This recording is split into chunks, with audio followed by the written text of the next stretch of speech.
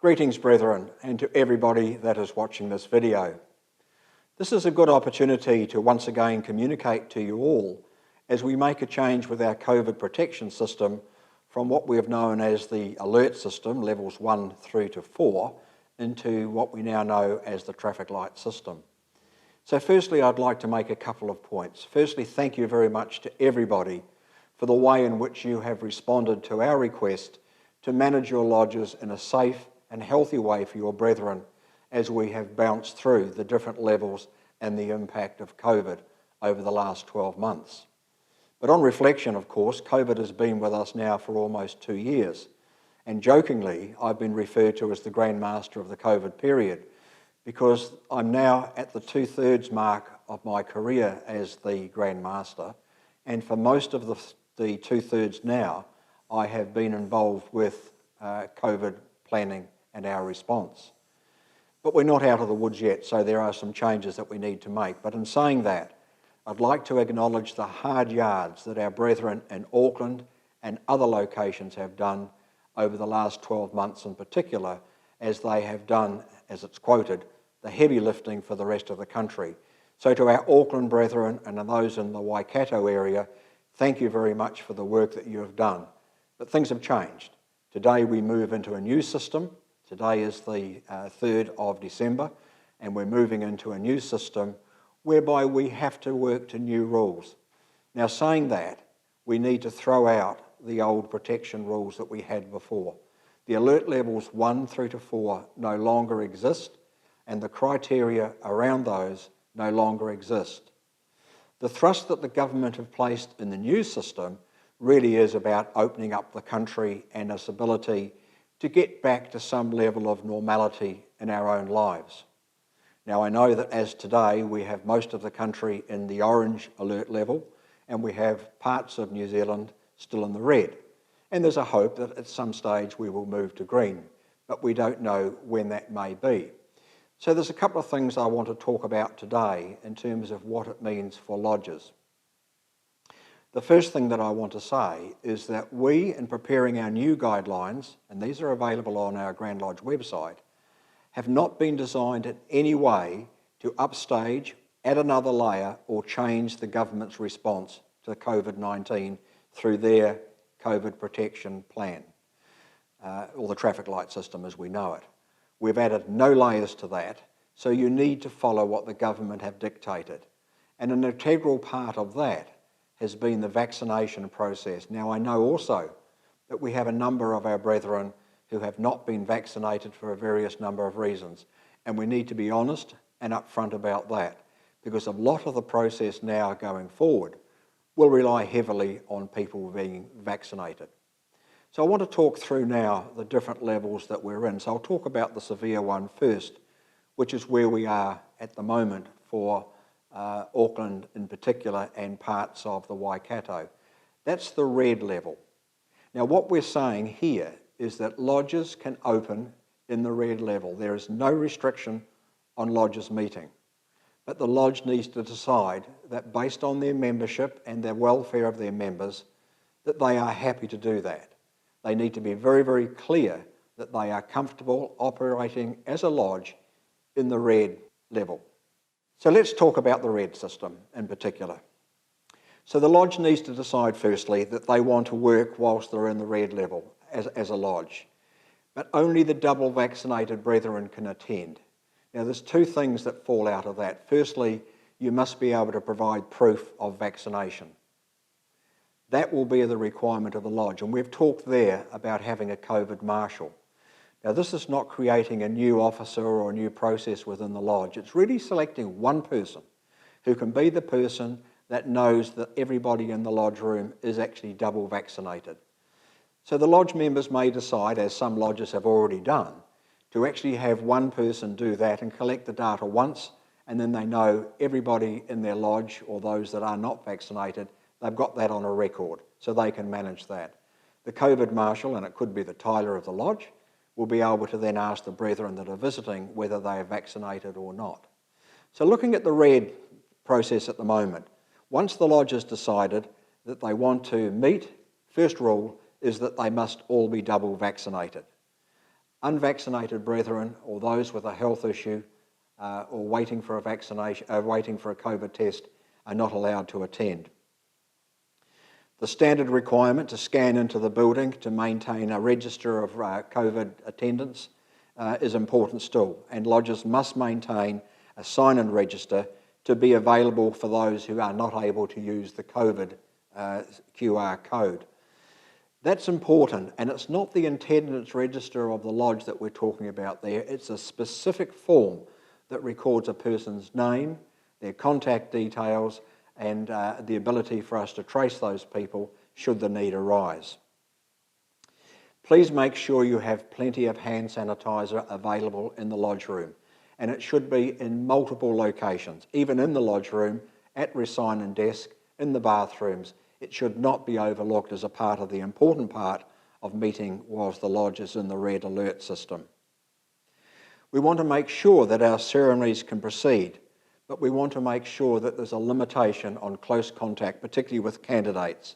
Think that through, and it doesn't mean that you need to touch people, but the candidate should be aware that there will be close contact. And of course, both will be double vaccinated as a part of your requirement to be in the lodge room. So proceed with caution in how you actually do that.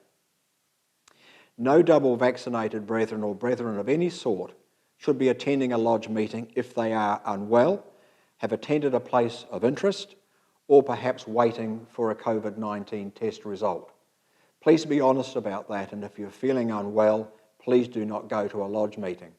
And as asked of me the other day, what is the authority of a lodge master to tell a person to go home if they think that they are unwell?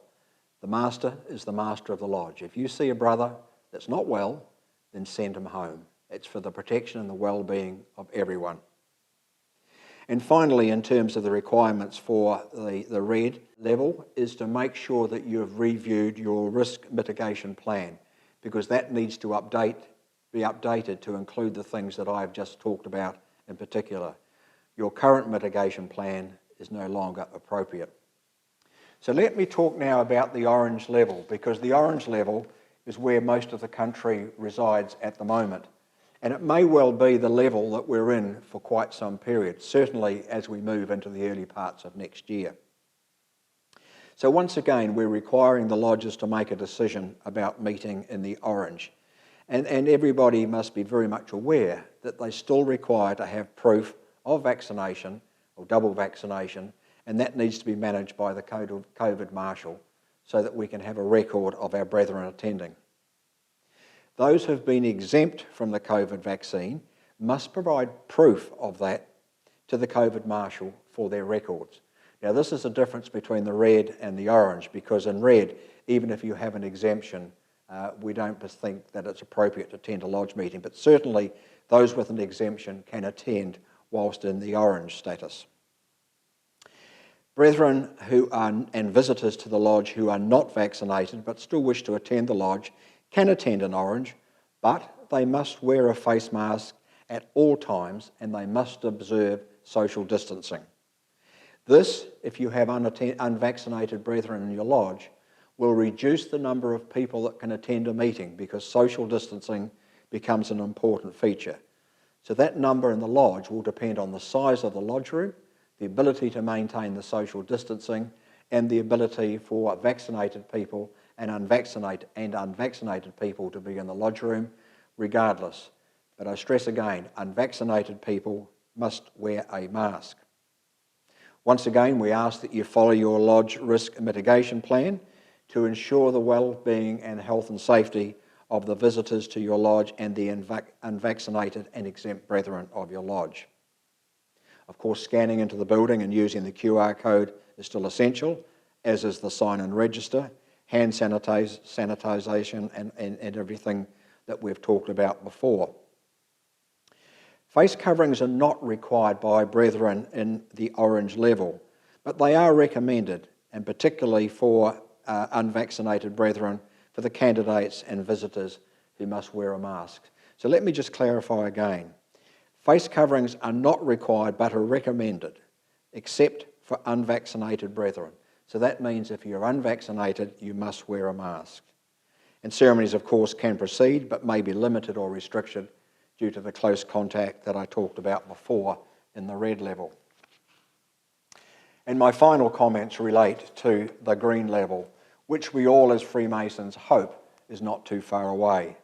But in the green level, lodges should be willing to hold meetings throughout the country in any area that's designated green, and brethren, candidates and visitors who wish to attend it must still provide proof of vaccination to the COVID marshal. So no lifting of the requirement to provide proof.